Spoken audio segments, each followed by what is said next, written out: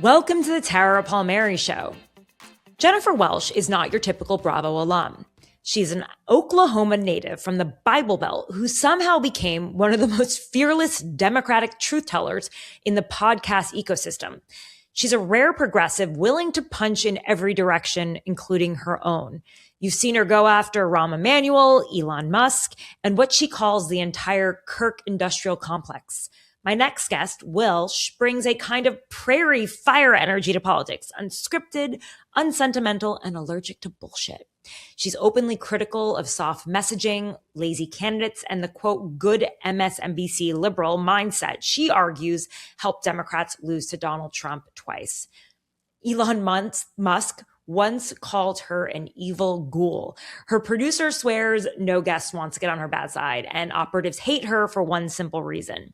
She has an instinct they can't control. She can smell sincerity or lack of it from across the room. And when she calls people out, her clips don't just go viral on the left, they go viral on the right too. Today, we're getting into the political problem children.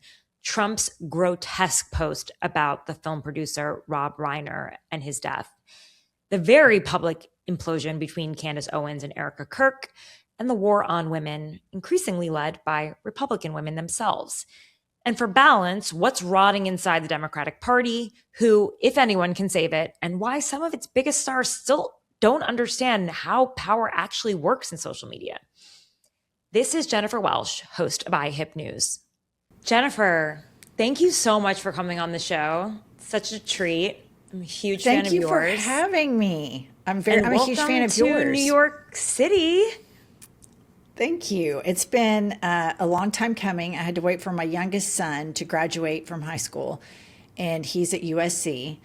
And so I thought, you know what? I'm going to have a midlife gap year. I'm going to go live in a big multicultural city, and I'm loving it. Yeah, because you're from the heartland, as they say. Yeah.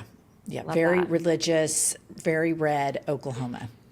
Well, it's funny. I had a bit of like a reverse situation where, I was born in New York, grew up in New Jersey. Then my family moved to the heartland, and now they're evangelical. So, anything can happen. You can go either way. Were they late in life converts to evangelicals? Oh, it just happened. They basically just moved, and they were like, okay, yeah, now we're evangelicals. It's like, okay, they got baptized, born again. I had to go to Catholic school my whole life. I could have gotten out of that. What? Oh, that's crazy. Yeah. So still, I think partially they wanted a community. And I think when you live in that area of the country, it's just like, that's what you do. So they seem everything. Happy. So, well, good. As long as they're happy. Although it is interesting. Like, I feel like they're a little bit more pious with me. Well, that sect of Christianity is very overt. It's very cultural.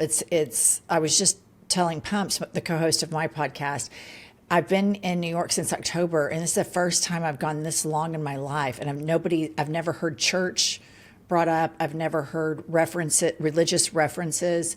And in Oklahoma, it's just ubiquitous. It is just so cooked into the culture. And so I can understand if they moved to the Bible Belt in order to have like a social life, that would be the easiest route. Totally. And they did the dunk, they did the born again, they found Jesus again. Did they do a hand raise? Yeah. With the worship? Oh, wow. Right, yeah. And then they like cry if I don't go to church with them. But I'm like, last time I checked, I had to go to Catholic school for many years. So I'm actually Catholic. I always like the Catholics best. I wasn't raised with religion. And so growing up in Oklahoma City, the Catholics were cooler because they didn't try to convert you. The evangelicals, it's a real compulsion. They talk to you constantly about hell and punishment and your soul. It's a nonstop. And the Catholics were like, if you want to be a Catholic, you have to study. It's hard. Like, yeah, there's a certain now it's just like, well, you have to join us in this mission, and it's interesting. Very. It's like, I'm a full adult now, so can't really change my mind that easily.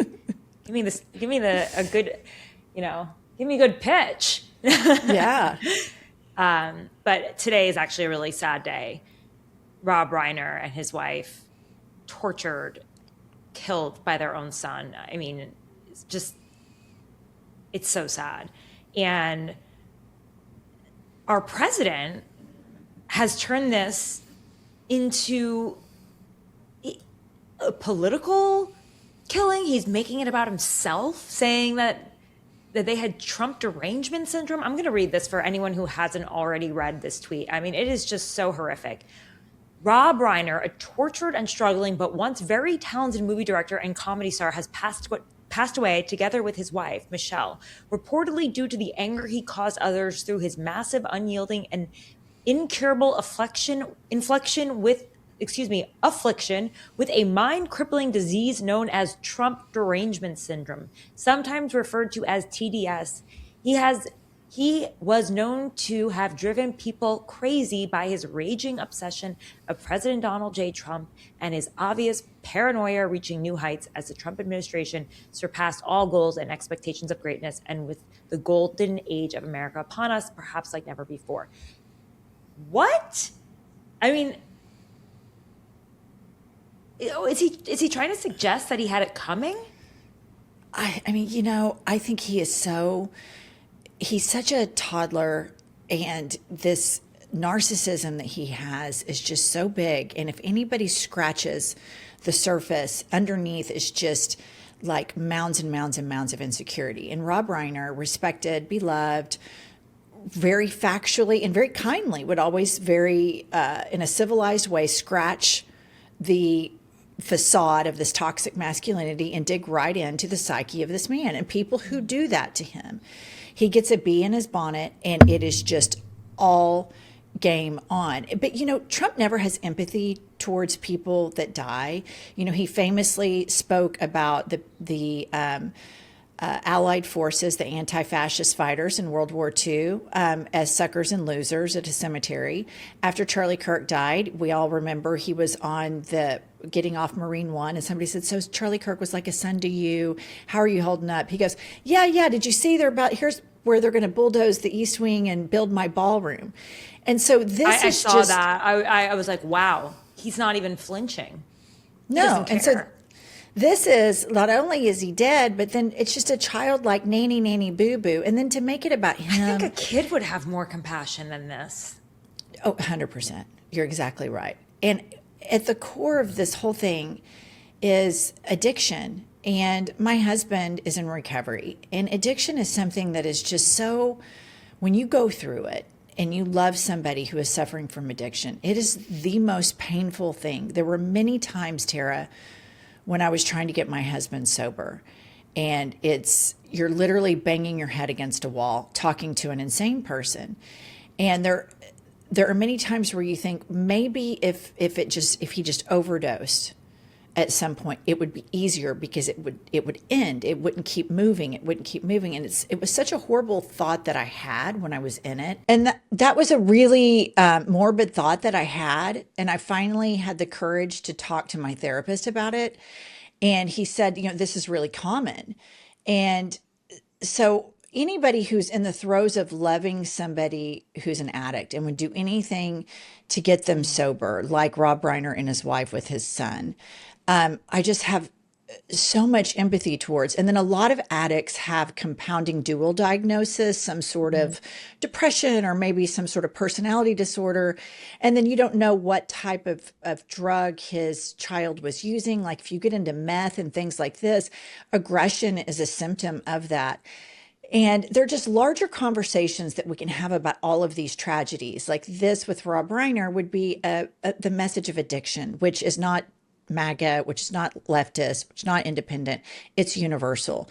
Charlie Kirk getting shot is about gun violence, but we never have a conversation, an honest conversation about what these causes of deaths are. It's always politicized immediately, and that never helps us to progress. It's fascinating to see how much projection people put into like the shooting in Australia. People, before we knew anything about the hero, people start projecting, is he Jewish? Is he Muslim? And they want these narratives to fit their preconceived notions and biases. And so the story about Rob Reiner is a story about addiction. And it's just so incredibly horrible and sad. It's incredibly painful. I mean, and they were working together. I mean, in 2015, he achieved sobriety while collaborating on a semi-autobiographical film called Being Charlie. I mean, he was obviously close to his family. They were, deeply involved in trying to help him get back up on his feet. And it's a terrible monster that so many families have to deal with. Every family, including my own, we lost a family member to an overdose. And yeah, it's horrendous. So, it's horrible. When I would go to like support groups, I was so, as a wife, you're mad. Your default setting is like anger and it feels personal. Now I don't feel that way anymore. But the women in my support group that were mothers who had a son or a daughter who was an addict, their pain was just, it was more pure than mine was. Mine was somewhat, I kind of experienced some toxic pain. I've worked through all of this, and I want anybody struggling with addiction or loving an addict to know I'm so grateful for recovery and the work that my husband did to get in recovery. But it is really painful, messy, difficult things. And it surprises me zero that Rob Reiner and his son, after he gets recovery, that you want to help others experience the joy of recovery and the joy of therapy and returning to some normalcy. Yeah, it's terrible. And somehow it is on Truth Social, and even President Trump's allies like Piers Morgan tweeted, "This is a dreadful thing to say about a man who just got murdered by his troubled son. Delete it, Mr. President." I know Marjorie Taylor Greene has lately become, more critical. She also said to him, "This is about addiction. This has nothing to do with you." Don Bacon, who is a member of the House Freedom Caucus, very conservative, said, "It is not presidential. The couple were stabbed to death. Most Americans want more and better from our president." I mean, that's saying something. And Trump's eldest brother, Fred Jr., died at 42. And, it's just... what does he learn from his brother's death? It's just, it really, it's shocking. And there are more Republicans. Like, I can keep going. I mean, Mike Lawler said the statement is wrong. Massey, inappropriate and disrespectful. George Santos, no longer there. But they're not, this is the indefensible. It's completely indefensible. And what we're seeing that we started seeing the last few months are fissures in the MAGA movement. Trump is a mentally unstable person. We've known that for a long time. Our politics, both Democratic politics and Republican politics, have favored corporations so much that it's caused a vacuum to where people want to just vote against the status quo, vote for a celebrity, all the different reasons. And now we're seeing fissures in the MAGA movement. It was this really cohesive, it seemed like it was never going to crack. And you're seeing fissures all over the MAGA movement. He's a lame duck. I think, my opinion, just from watching, if you watch a press conference of his from start to finish and not the clipped down, stained wash version, it's very clear that he's suffering from some sort of mental collapse. And if you watch something from him like back in 2016, it's really a marked difference. And so he's a lame duck. It clearly has massive health issues. He's meaner than a rattlesnake. And it's difficult to have empathy for somebody when we have all of these financial problems? Working class people are really getting hit hard. The one thing he promised he would do is fix the economy. People falsely believe that because they have given him the benefit of being a good businessman simply because he's wealthy. And quite the contrary is true. He's a terrible businessman. And the overt spending and the just how flagrant he and the oligarchs are right now, it's a real kind of eat the rich moment. And so his shit that he does all the time, it's not landing anymore. He's no longer sticking the landing. You're seeing fissures. The cruelty seems to be more pronounced lately. Yeah, he's lost his mojo. I mean, they're not following him. And there's nothing like an anvil of a bad economy. That will sink your presidency. And maybe I'm just being cynical, but I think if he was more popular, you might hear fewer tweets. But they see the writing on the wall. They're going to lose the midterms, and they're annoyed. And it's I wonder if he could have gotten away with this a few months earlier. But I don't know. It's just he's gotten away with so much stuff. I mean, he really has. I think you're right. Maybe 8 months ago, it would have been, oh, that's just Trump being Trump. You know, they've all provided so much cover. They've all washed for him. This is the grab him by the pussy guy. All right. This is a guy who really has shown us from day one who he is. Other people, their visors come off at different times based on how life impacts them, sadly. And seeing how obsessed he is, like I say he's in his Marie Antoinette era, you know, the ballroom he's obsessed with. Architect fired him because he wants the ballroom to be so big. It's just all this ridiculous stuff that he's doing. In stark contrast to, I think I read that in Oklahoma, my home state, Tara, insurance premiums are going to be going up to something like $10,000 or $12,000. And this it's a poor state. And so these are real difficult issues. And he's talking about, you know, basically every aspect of our country is up for sale right now. You want planes, we'll sell them to you. You want our scientific innovations, you've got it. Buy it.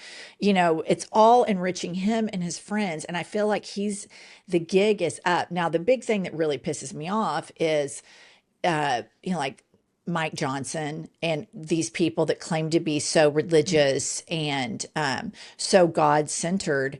And he won't say a word about this. He will not show any courage and show any daylight between this horrific statement that the president has made.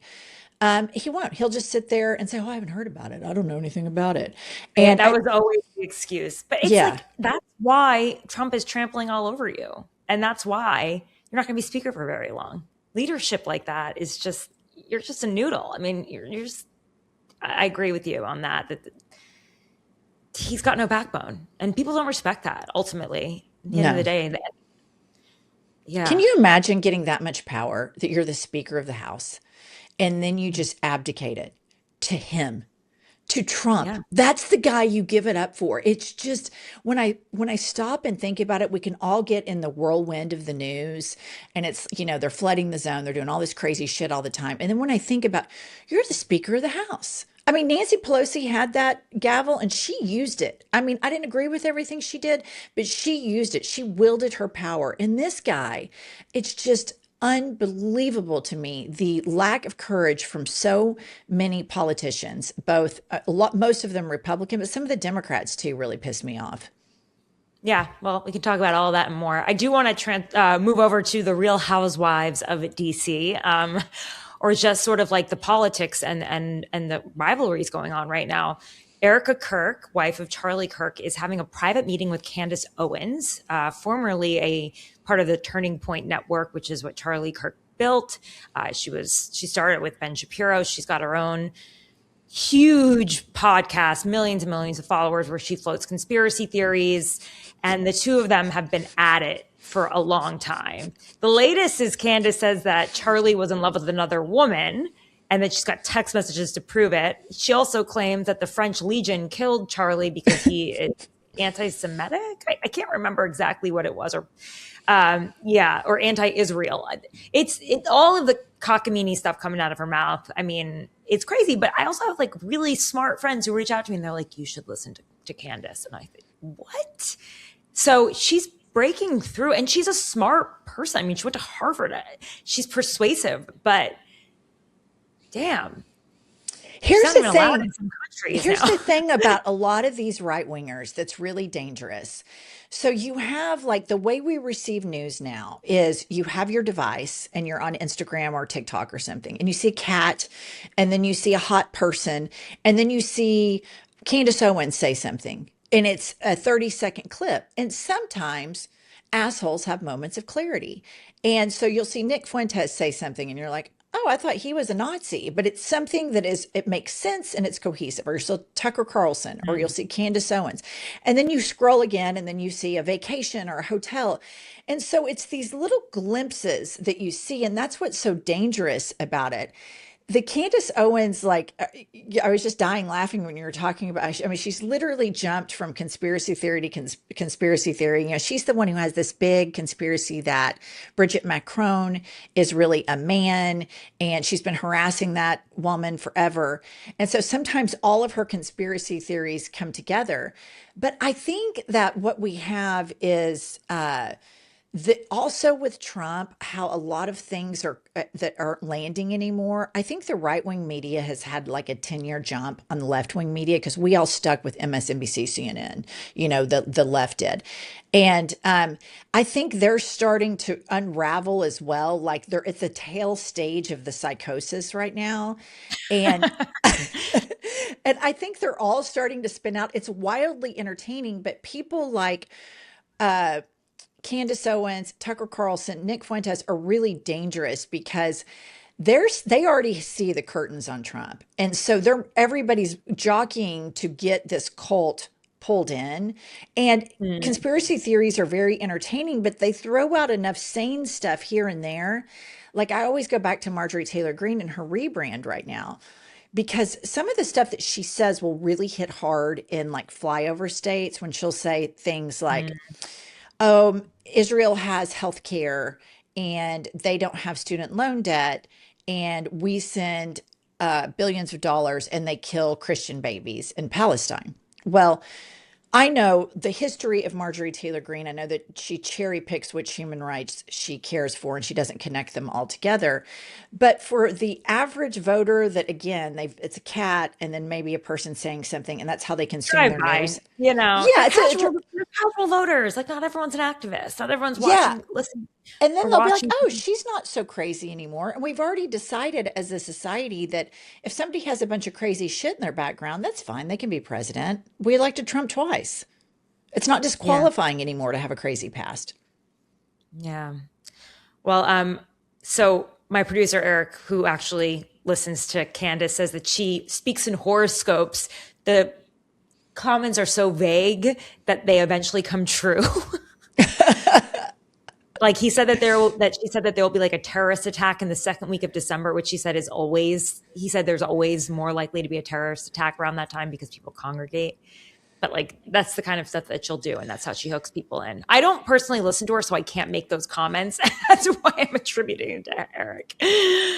I don't listen to her either. I see the clips where like left-wing people will listen to her, and it's like I'll do a drive-by of Candace. Yeah. I think the whole thing about like Erika Kirk with Candace Owens right now is wild. Like I watched a lot of the clips from Erika Kirk's interview with Barry Weiss, and I just think that Erika Kirk is experiencing like religious psychosis. It's something's not okay with her. It's this, I think she's in like a religious psychosis state. Candace Owens is either like also experiencing some form of psychosis, or it's just all a show and she just goes with it for the clips. I don't know if she believes it or not, but it's a really interesting, their meetup this morning. And before I logged on with you, I went on to Candace's Twitter, which I don't follow her, but I wanted to see if she had updated anything, because they had agreed to have like a freeze, and she hadn't updated her Twitter page. So I don't know what's going to happen there. I'm going to ask Eric to pull that up. But in the meantime, he says that was a real prediction, that on November 27th, 2025, she said they have been signaling that a 9/11 style attack is coming the second week of December. Save this tweet. It will age well. 823,000 people viewed that. That's more people that watch a regular CNN show. Way more, probably double more. Yeah. Yeah. And then think of all the pickup from that. I do think there are a lot of people having psychosis right now. I think it's like post-COVID PTSD. I think that's where you're seeing a lot of the radicalization. I think you see this probably in a lot of people who have shows and podcasts that they are a little bit nutty, and it's all playing out. I do think Erika is probably under a lot of stress. I mean, having lost someone is obviously would change your brain. You don't know what's going on. Listen, I'm not a doctor. I'm not going to diagnose people, but grief is real. It's real. We've all been through it. And I don't know if I would want to be doing TV appearances while I was grieving, but she seems to be everywhere. She's like a pseudo Fox News anchor at this point. I feel like she'll use that to either continue to lead Turning Point and then run for office. I don't know. She does seem like she's angling for something bigger. I can't imagine she's just doing all this TV to grieve publicly. It's not like she's calling for gun reform. She hasn't mentioned that one time. And I think it's a really interesting component to where we are right now. If you think about this autocratic takeover that they're trying to do at the top, if it's an umbrella, a part of the weapons that autocrats or dictators use is they launch women to weaponize their gender to get other women they gender wash. And so you have these women, full-time employees at Fox News, Erika, Kirk, and others saying, you need to get married, you need to stay at home. Erika Kirk recently did a New York Times, she was on stage with some reporter from the New York Times, and she said, I just want women in New York to realize you need to marry younger. And meanwhile, she's working full-time. She has a full-time job. We did an episode on our other podcast, IHIP News, where which I think you were just on with Pumps, where the female anchors on Fox were talking about women not wanting to get married and what's wrong with all these women. They need to get married. They need to stay at home and have kids. And I'm like, you're working full time right now, but this is on purpose. This is an intentional part of the overall propaganda of an autocrat where the through line is misogyny. They start beating down women immediately, and they launch women to weaponize their gender against other women. And Erika Kirk is a soldier in this right now. It's interesting because that is sort of, I mean, historically, that is what fascists have done. I mean, they have tried to reduce women back into very traditional roles in the home and focusing on population growth, right? So that they can get rid of immigrants, the others. But, I do think it's interesting what you're saying, because Sean Duffy has said that wives should stay at home. Women should focus on getting married. They should care about a sunset, holding hands and having a sunset and spending time with your kids.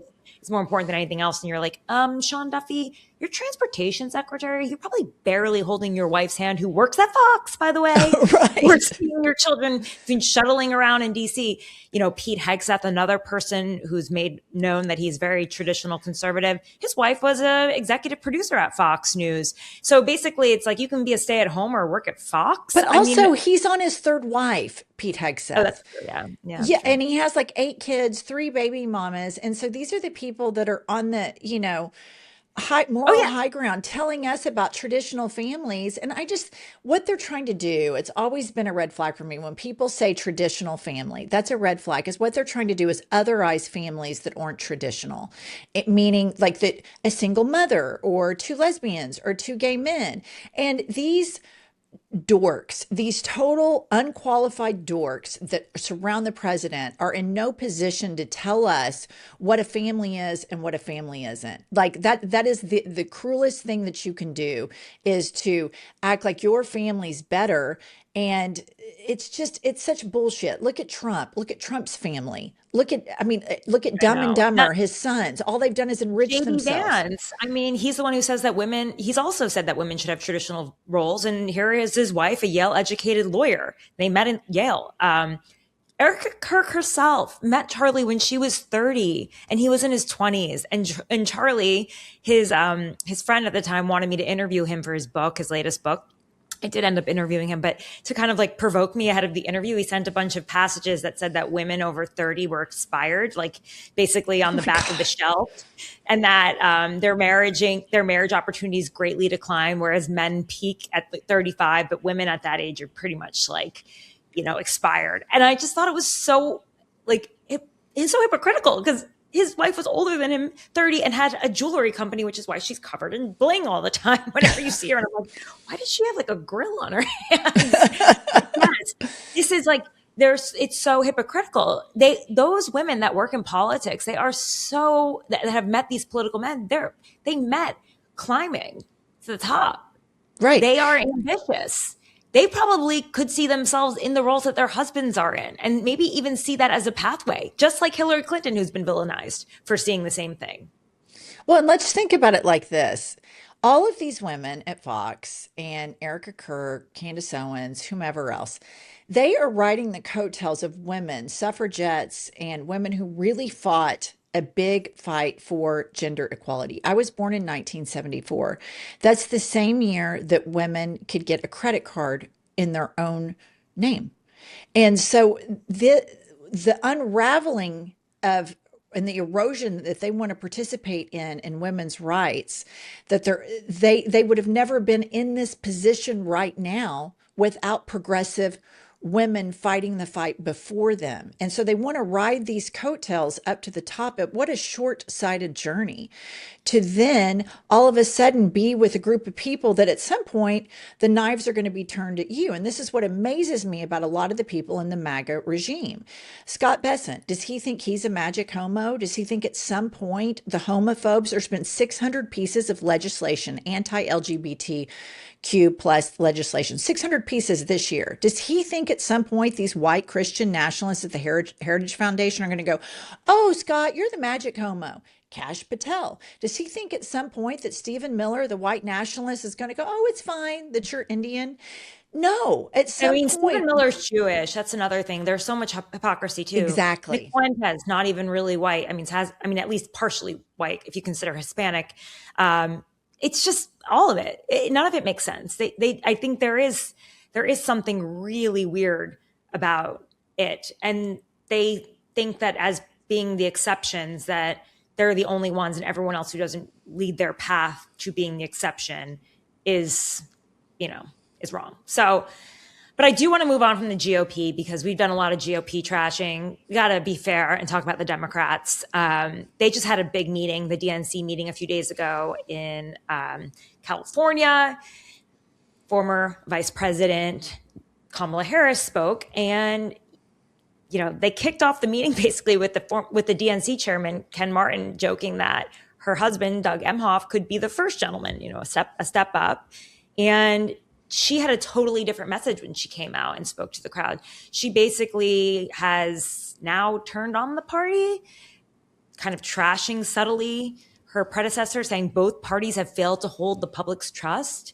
Government is viewed as fundamentally unable to meet the moment. This is someone who sort of had to defend the status quo in the last election. I wonder, is this the strategy going forward? Gloves are off. Do you think that we need more Kamala Harris, or is a loser have the stench of loss on them and not someone that the party should move forward with? I think maybe both things can be true here. I think her message that the Democrats need to go out and have a 50-state strategy, and I don't know if she said that or not, but they need to go take ownership for Biden's failure with the border. They need to take ownership with the blank check that Biden gave Netanyahu. They need to take ownership with being beholden to corporations and being beholden to the same corporations right now that have that had such a vested interest in Trump being winning. And so I think there needs to be some fair Democrat on Democrat bashing. I think that we need to do that because centrist Democrats have lost two major races in 16 and 24 to a moron. And so we need to really look as a party of what does centrist policies do and how did they leave a void that allowed for fascism to take hold. At the same time, I don't know that Kamala's it, but I'm going to say this. I am going to keep my mind wide open. And I'm very interested in a lot of these primary races that are going to happen in like Texas, New York, 10, you're going to have Brad Lander against Dan Goldman. I think that's going to be a really fascinating primary. I think the primary of James Tallarico versus Jasmine Crockett in Texas is going to be really interesting to see what penetrates, what breaks through. But if you look at who has won recently, and I'll just point out Zoran Mamdani, he was laser focused on affordability. He had billionaires colluding, freaking out. I mean, throwing feces against the wall, outspending each other. How much, we have to prevent this guy. And he took him on and he won in New York City as a Democratic socialist. And so I think that was a big wake up call for Democrats. I did not know, I'm hearing this for the first time, that Ken Martin had Kamala as the first one that came out. So this is the first time I've heard that. So that's really interesting to me because you've got Gavin Newsom, who, I mean, he clearly wants to be president really, really badly. Yeah. So I'm really interested to watch them all go at it. I was excited for Kamala. I voted for Kamala. When Kamala started trotting around with Liz Cheney during the last election, it kind of pissed me off a little bit because I just thought you're going for the wrong voters. So I've been so frustrated with Democrats, not all of them, but a lot of the establishment Democrats. I've been like, don't even get me started on Chuck Schumer. I mean, I could pull my hair out by the root. He makes me so insane. Okay. Well, I think we'll take a moment for our sponsors and come back to the show with a few surprising polls who show who's at the top of the pack. And we're back. So some of the polls show that either Gavin Newsom is the top contender for 2028, but Morning Consult consistently shows Kamala Harris. What do you think? Do you think this is going to be being a Newsom versus Harris primary? Or do you think that people just don't know the others yet? They don't know J.B. Pritzker, they don't know Wes Moore well enough, and they just have the highest name ID? I think they probably have the highest name ID. I think that, I mean, we're a long ways away. I know that like far leftists don't want either Kamala or Newsom, but I do think that they have time. And I think that as voters, if somebody has changed and evolved on their opinion, like you have to be kind of a nut to run for president, let's face it. And if you see somebody evolve, like if Kamala's coming out and being critical of her past positions, that's what we want. We want an evolution. What we don't want are politicians that are so rigid. Now, Gavin misstepped on a podcast where they asked him about AIPAC donations, and he had a really weird response. He was like, interesting. Well, he's cleaned that up since then. And he recently had another misstep, and they asked him about taxing billionaires. And he said he was adamantly against taxing billionaires, which was so stupid for him to say, because I think we have like an 80% nationwide consensus that everybody thinks billionaires should be taxed. So that's like so bipartisan. So I'm interested to see if he cleans that up, which I imagine he will. One thing I like about Gavin is he fights Trump really, really hard. And I like that about him. But the corporate dim thing is going to be the thing to watch. I think there could be a dark horse that rises up that just starts talking directly to people, laser focused on affordability, laser focused on human rights, laser focused on not allowing people to categorize and quantify these human rights of this group are more important than this group.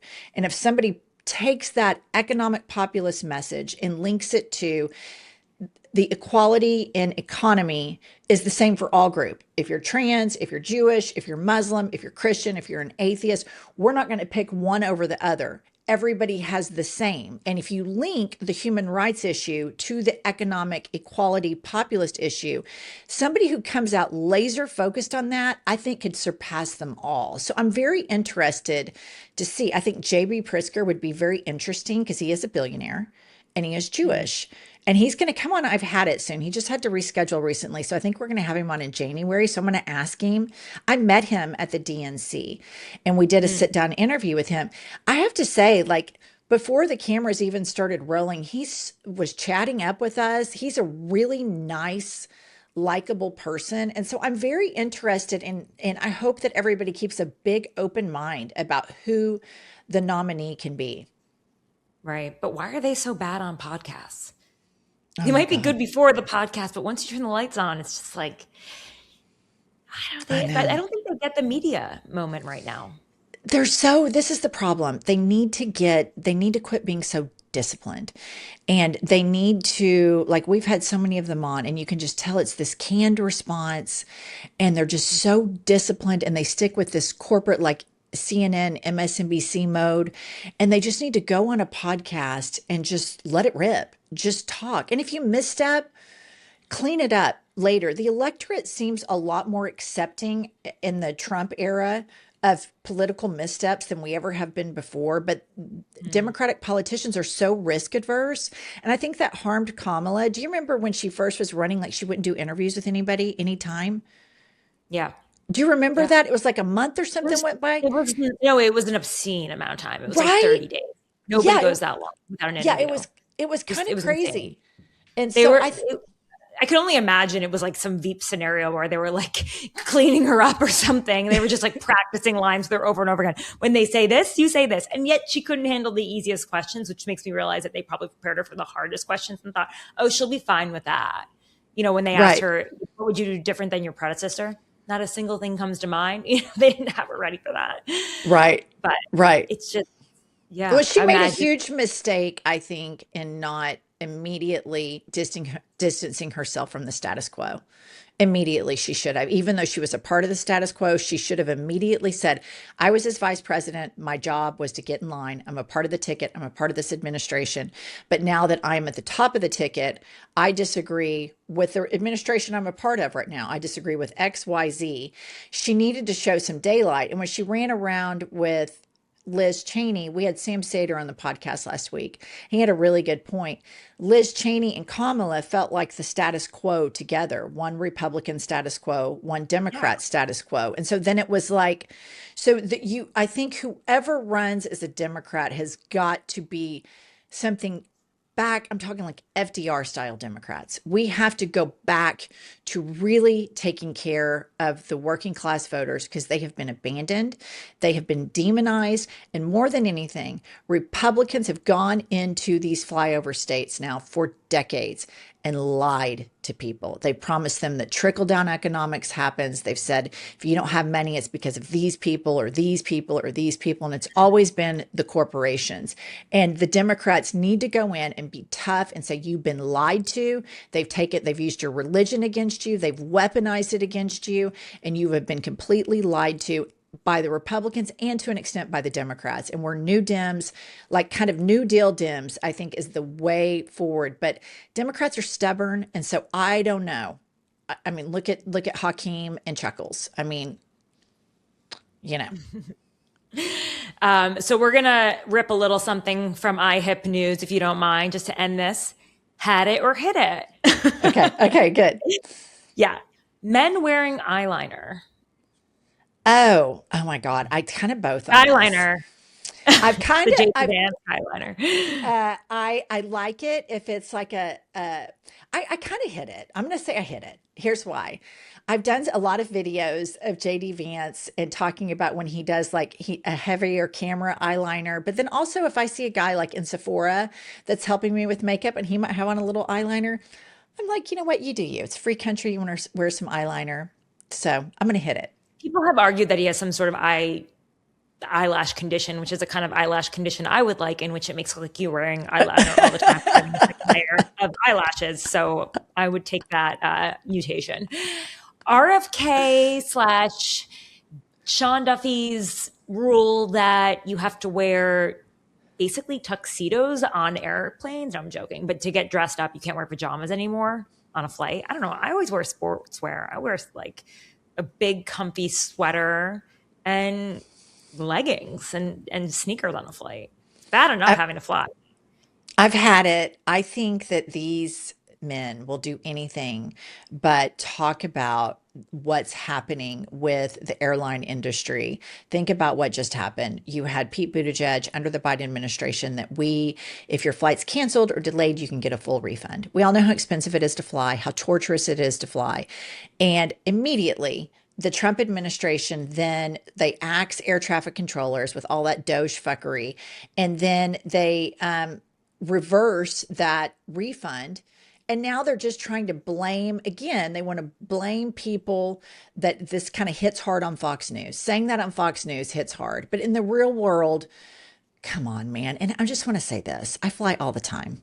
The people that I see that aren't dressed super well on planes, they have all this MAGA coded merch on, like a little eagle with a little grenade. And then, like I'm a big boy. I wear big boy clothes.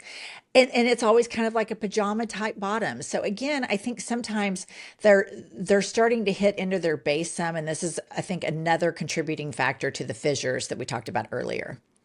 Yeah, just creating like a faux culture war. Why not, right? Just throw out some red meat just to get people chattering about nothing. Okay, Pantone's color of the year, Cloud Dancer, which to me is basically white.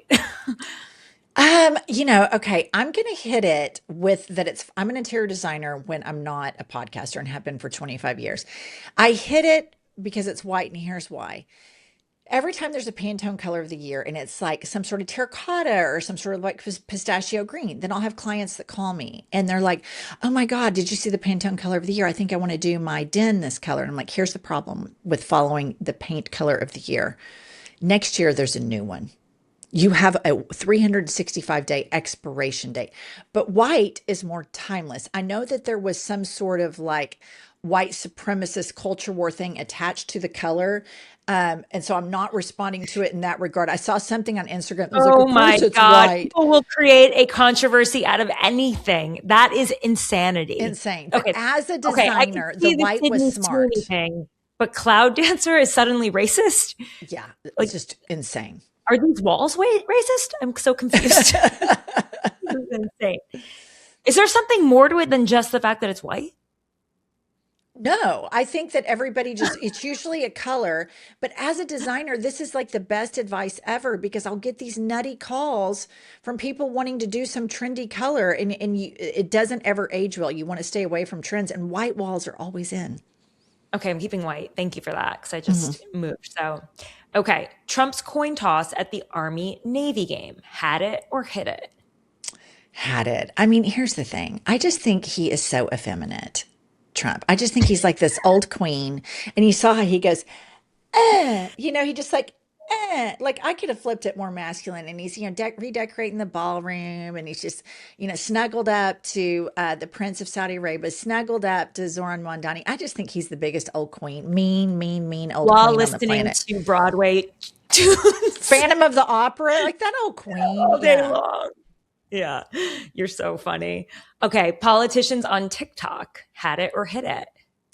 Oh my God, that depends. Okay, so we had that Wes Moore on our podcast, right? Number one, he is a sensation. He is so cute. So when I was prepping for him, I'm not on TikTok very often, but I went to TikTok to see if he had one. And your listeners, go Google this or enter this in the search in TikTok. Enter Governor Wes Moore whistle dance. And he is like totally jamming to that song, Blow the Whistle. And it makes you smile and it makes you want to dance with him. And he actually has the dance moves and he's attractive. And I really, really like Wes Moore. Now, some politicians like Hakeem Jeffries, like he did I don't know if you saw, he's like it's so cringe. They're trying to be cool and then it's cringe. So I think I've hit it if it's a cool politician that knows how to bust out an 8 count. I've had it if it's cringe.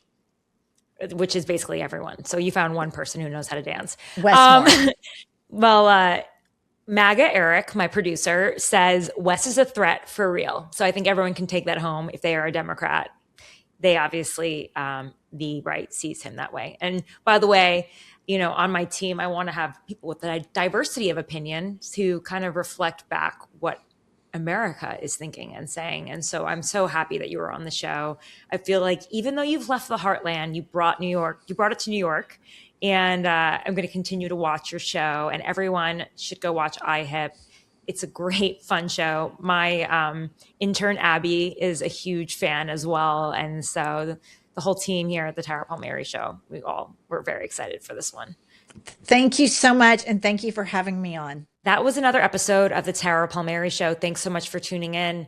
If you like this show, please rate it, subscribe, follow, share it with all your friends, leave a comment.